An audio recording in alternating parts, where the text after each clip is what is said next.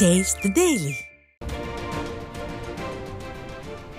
அண்மை செய்தியை பார்த்து கொண்டிருக்கிறோம். திருவள்ளூர் மாவட்டம் திருவேற்காட்டில் டாஸ்மாக் வாசலில் ஒருவர் குத்தி கொலை செய்யப்பட்ட சம்பவம் அதிர்ச்சியை ஏற்படுத்தியிருக்கிறது. இது குறித்த கூடுதல் தகவல்களை செய்தியாளர் சுரேஷ் வழங்க கேட்கலாம். வணக்கம் சுரேஷ், விவரங்களை வழங்கலாம்.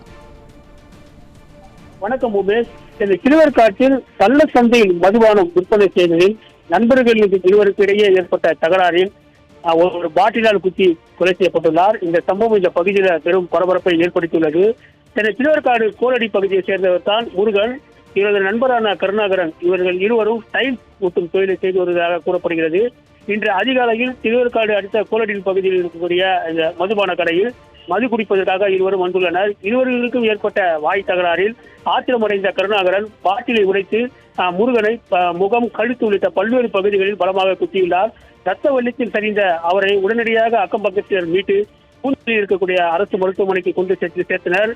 அங்கு பரிசோதித்த டாக்டர்கள் அவர்கள் ஏற்கனவே இறந்துவிட்டதாக கூறினர். இது சம்பந்தமாக திருவேற்காடு காவல்துறையினர் கருணாகரன் என்பவரை கைது செய்து தொடர்ந்து இந்த சம்பவம் குறித்து விசாரணை நடத்தி வருகின்றனர்.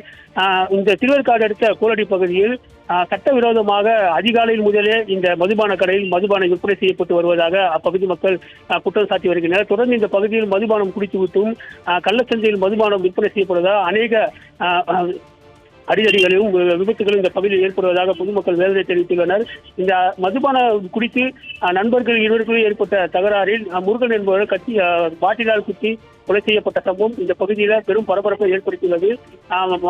மதுபான தகராறில் ஏற்பட்ட சம்பவம் கொலை நடந்ததா அல்லது இதற்கு வேறு ஏதேனும் காரணங்கள் உள்ளதா என்பதை பல்வேறு கோணங்களில் திருவேற்காடு காவல்துறையினர் விசாரணை நடத்தி வருகின்றனர்.